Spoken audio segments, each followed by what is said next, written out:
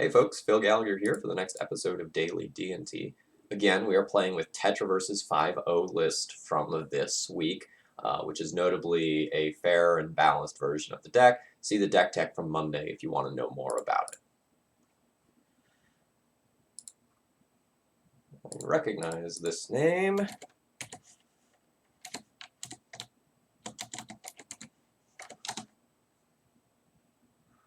And they played a lot of different blue decks.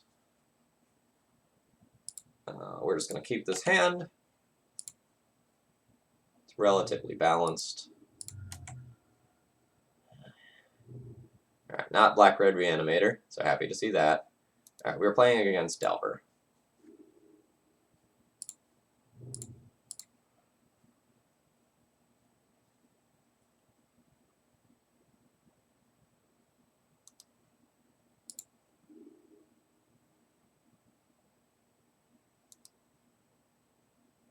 So our hand is now medium that we've lost to Mother of Runes. Thalia is obviously very good, but Revoker and Recruiter are sort of medium.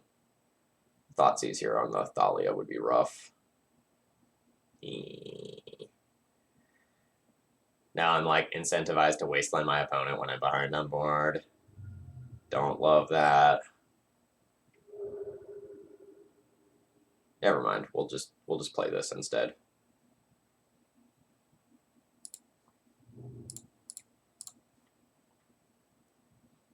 I don't think we have the luxury to play around in other days, just like given the nature of this hand. Force Pitching Ponder.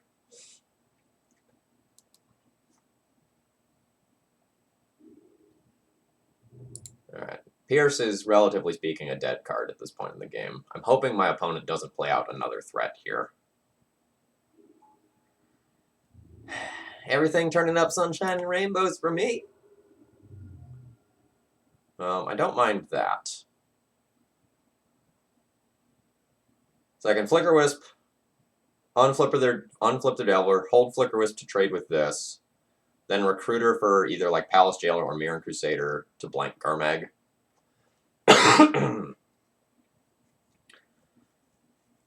But to save 5 life, it's possible that I should just like Recruiter for Crusader now. And just chump block this. And just keep my life total as high as possible.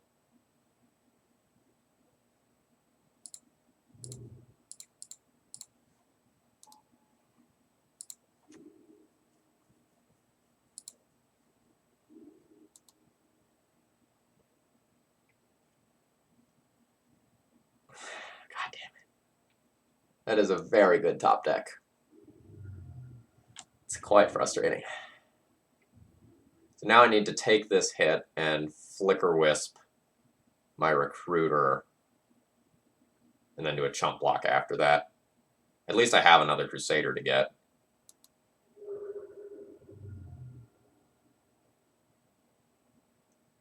Okay. Okay. That's fine. That's fine. We know my opponent's last card is Spell Pierce, so this is just safe. We exile the flyer.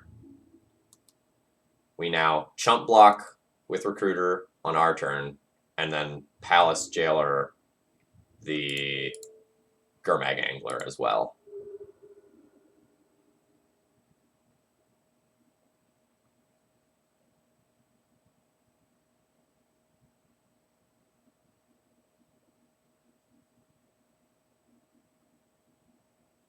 So this is super interesting.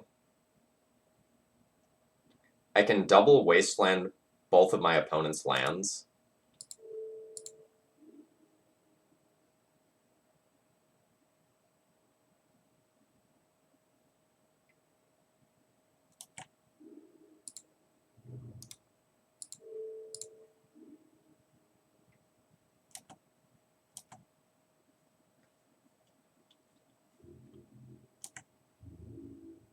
So now the hope here is that my opponent's one random draw for turn was not exactly Force of Will.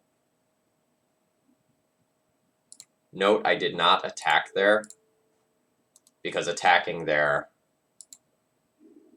leaves me so ultra mega dead to the Force of Will because my opponent becomes the Monarch since I can't jump block.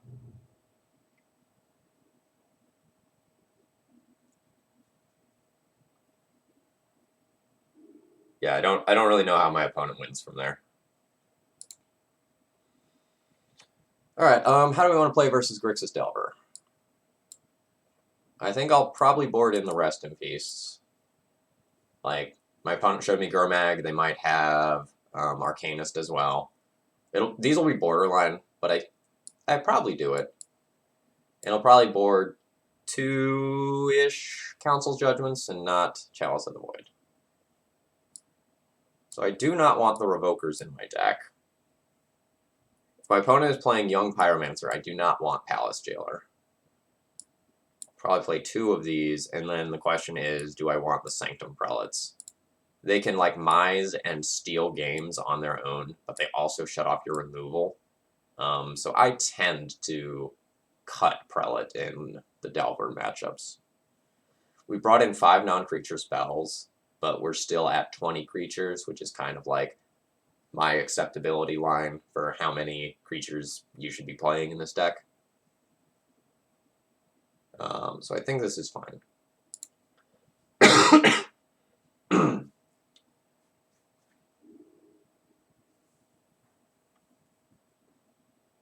Our Aether Vial starts are stronger in the post-sideboard games when we're bringing in more things like Rest in Peace that aren't creatures that we want to play on turn 2.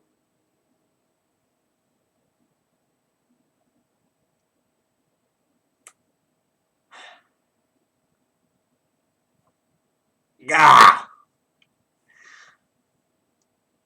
I would gladly keep this as a 6-card hand that was 1 Aether Vial shorter than this. Alright. We're gonna keep this and just, like, really, really hope that my Aether Vials don't resolve. Like, I want my opponent to use counter spells specifically on these.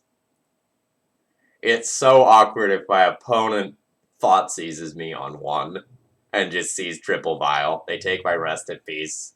I'm sad. Thank you. Thank you for not thought seizing me.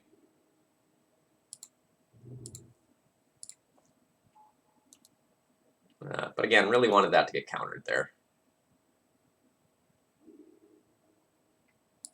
Flip to Ponder. Ooh, opponent does not have more land.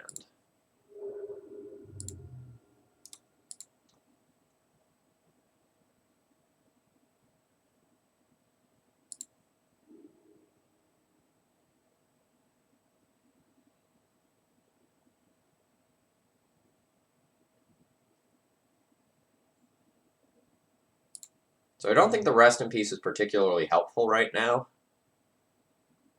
Like, my opponent isn't anywhere near Threshold. They don't have an Arcanist in play.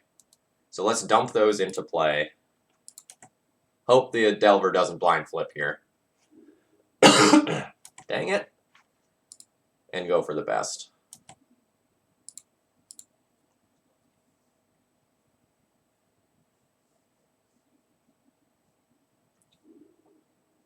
So a Pithing Needle or a Null Rod is pretty devastating.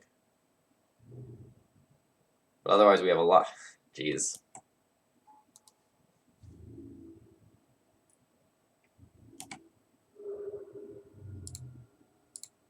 So I think most D&T hands probably are losing to this hand from my opponent of just like, I'm going to play out a lot of creatures, your Thalias don't matter, like you need removal.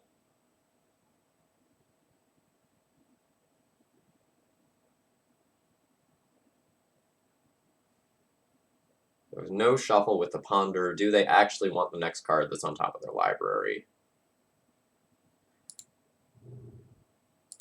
I think I'm going to remove a Delver now before I play into like Spell Pierce so that I can also port them or play Rest in Peace.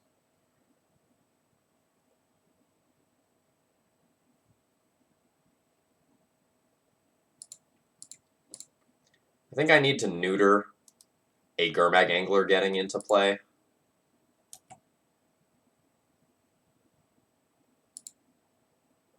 The other reason to path on my turn is it potentially stops this Delver from flipping, which is exactly what we saw.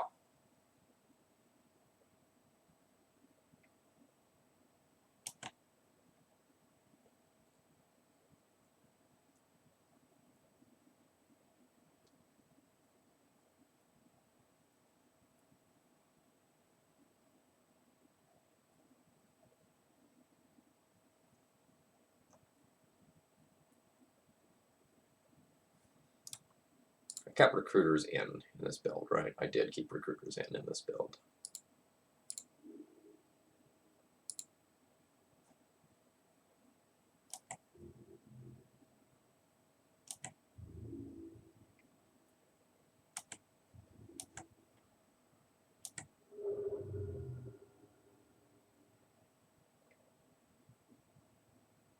That's the 4th Delver.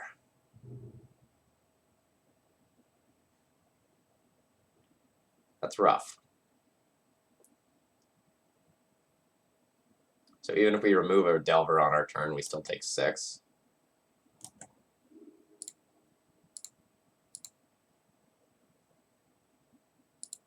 Yes. No. Yes.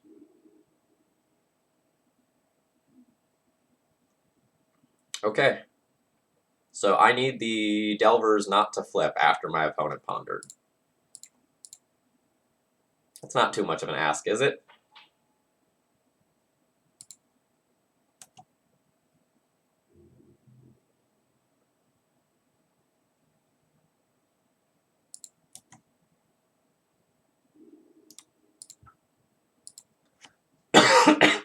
Yeah, the quad Delver start.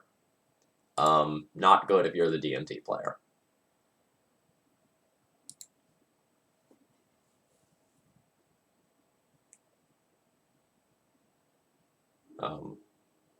I've said this a decent amount on stream, but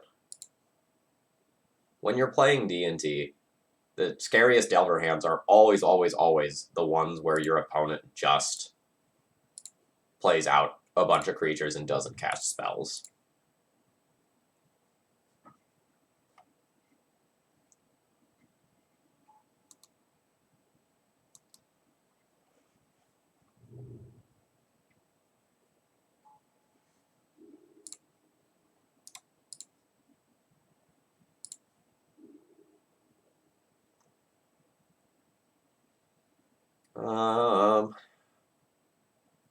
An awkward Stoneforge Mystic. I get really far ahead if I cast this Stoneforge and everything works out.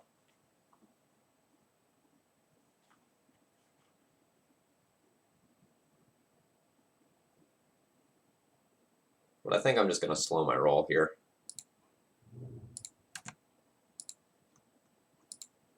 Hope we don't get Pithing Needled or Null Rotted. Yeah, see, this is what I'm talking about. Like, these are the scary starts where your opponent just, like, starts on a creature, puts you under the gun from the very beginning,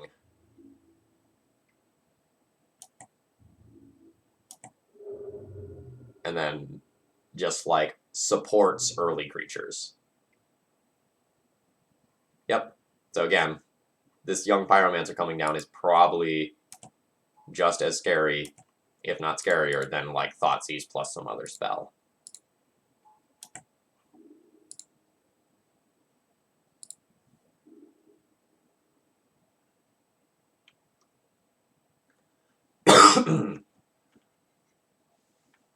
The best use of my mana is to play Stoneforge and then cast Jitte. I'm going to do so even though it walks into any number of things.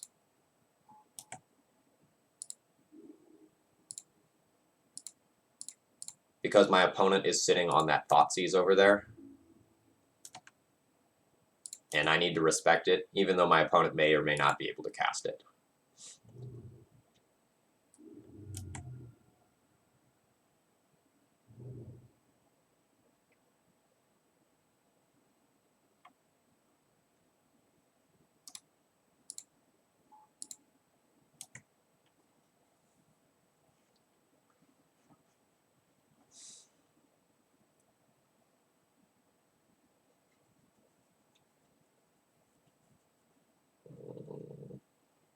A Braid is now maybe one of the scariest cards my opponent could have.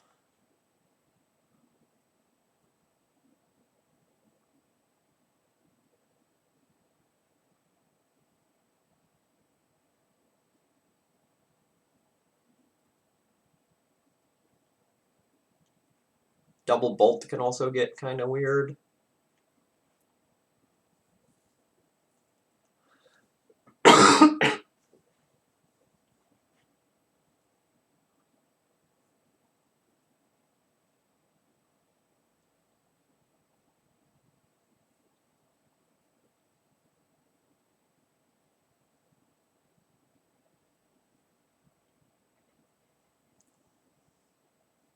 I feel very favored if my opponent doesn't answer the Jitte in the next turn cycle.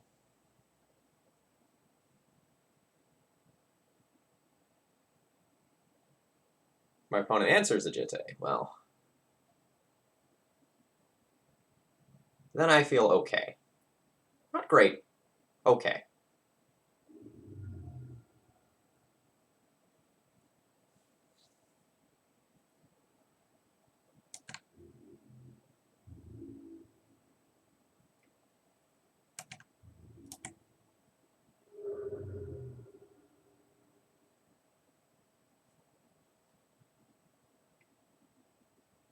Yeah. That was the kick in the teeth I didn't want.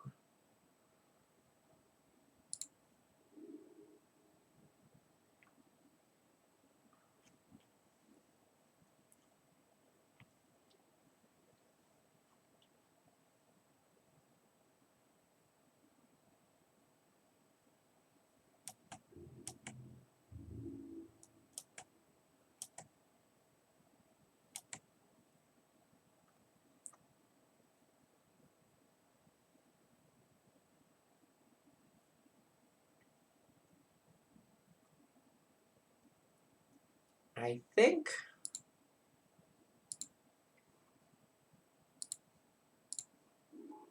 I'm just gonna do this.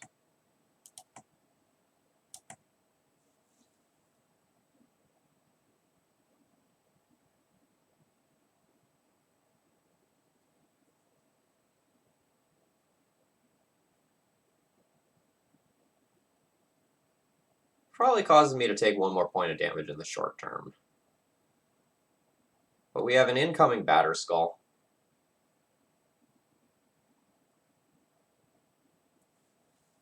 And so I think I'm fine with that.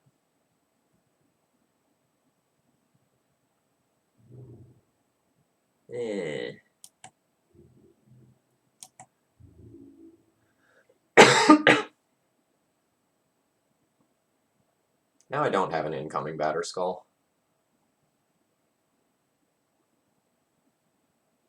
Like, the Wasteland just stops that plan in the short term.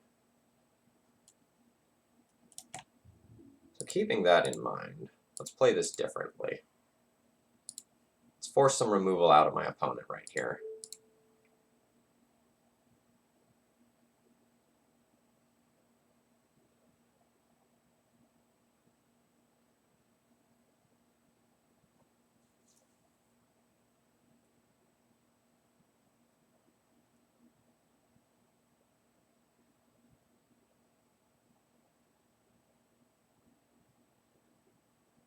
So the reason why I'm willing to do this is because I don't really have a good creature to protect anymore. The Stoneforge is junked by the Wasteland. And I can't really pro-blue the Wisp without losing something to a Lightning Bolt anyway. So I think I'm totally willing to just like offer up both creatures and take two different one-for-one trades here. Never mind. That is brutal. Was not playing around Gulligan's Command. We're going to lose the game to that.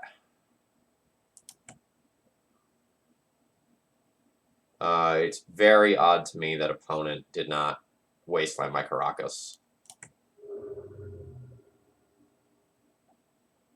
Does that mean they have Bolt as well? Bolt as well is a real kick in the pants. Alright, we were not beating this sequence of cards.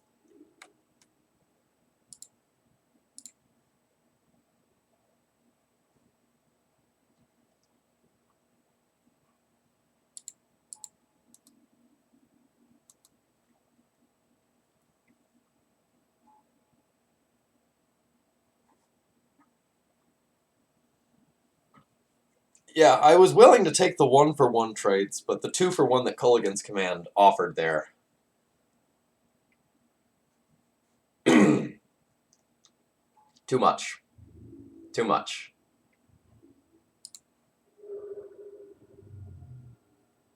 Alright.